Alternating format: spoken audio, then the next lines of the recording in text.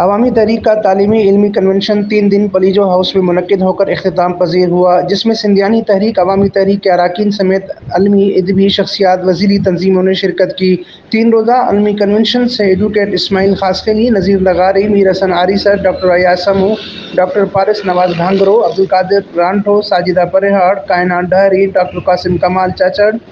ادریس لغاری، نوید سندیلی، Sindhu Mallah, advocate غفار ملک، غلام علی ظہور، ماریہ منصور میمن، راشد داؤد پوٹو نے دنیا کے مختلف موضوعات پر لیکچرز دیے، جبکہ قومی فنکاروں سندھو ملاح، راجہ الطاف، سرمد راجپر اور حمید خشک نے مختلف وقتوں میں قومی گیت گائے۔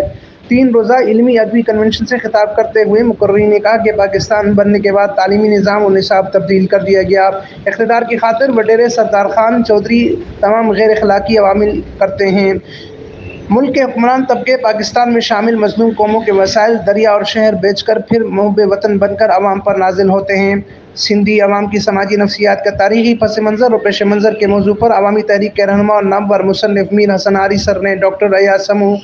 پاکستان کی عدالتی تاریخ کے موضوع پر عوامی تحریک کے سینئر نائب صدر عبدالقادر رانٹھو نے عوام میں کام کرنے کے لیے انقلابی سیاسی کارکن کی مہارت پر، سندھی گرلز اسٹوڈنٹس تحریک کی مرکزی صدر ساجدہ پریہاڑ نے فرانسیسی انقلاب کے موضوع پر، ماہر نفسیات ڈاکٹر قاسم جمال چاچڑ نے سندھی سماج میں نفسیاتی مسائل اور ان کے ممکنہ حل، اور ڈاکٹر پارس نواز گھانگرو نے روسی انقلابی تاریخ کے عنوان پر لیکچر دیا۔ امین فاروقی، فارسٹون نیوز، چھٹا، سندھ۔